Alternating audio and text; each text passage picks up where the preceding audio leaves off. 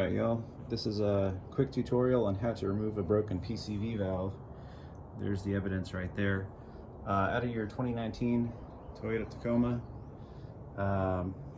I put in a new PCV valve. This is the old one, obviously it's broken off. There's a broken piece right there. I tightened it too much. It broke right off. These are really fragile, so really be careful when you're putting these in or taking them out. The old ones can be fragile too, so just take your time. But what I did to fish out this broken part, it was inside the housing for the PCV valve.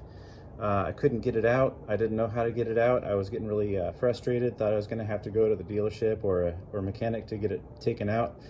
But my son recommended that I use a piece of fabric on a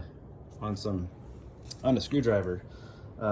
This is the kind of screwdriver I was trying to use. It's an old one.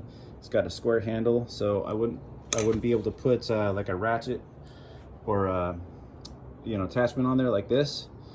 So I found a Craftsman that I had laying around that would work, and I attached a piece of fabric on the end, and I zip tied it on there real tight so it wouldn't come off.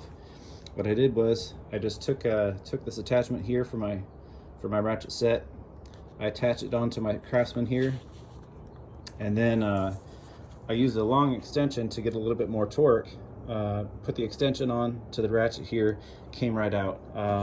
It's there's a whole bunch of oil on this part anyway, so it was already lubricated. It came out pretty easy. So if you guys ever get stuck and you break off your PCV valve inside your Tacoma, it's not very easy to get to. I'll actually show you where it's at.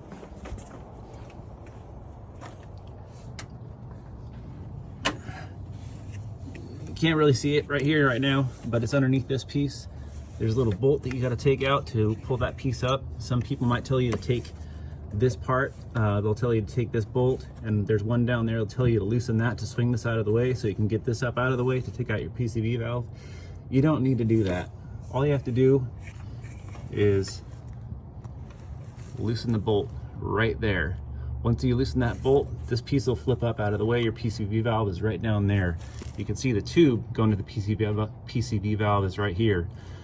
So once you get this up out of the way, you can remove your PCV valve that's right down here. When you do, be really careful. It's really fragile. Make sure that you got your wrench going in the right direction so you don't tighten it instead of loosen it, or vice versa. That wasn't really my issue. My issue was putting the brand new one in.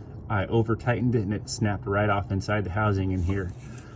So like I said, if that ever happens to you, just use a really wide flathead screwdriver, kind of like this.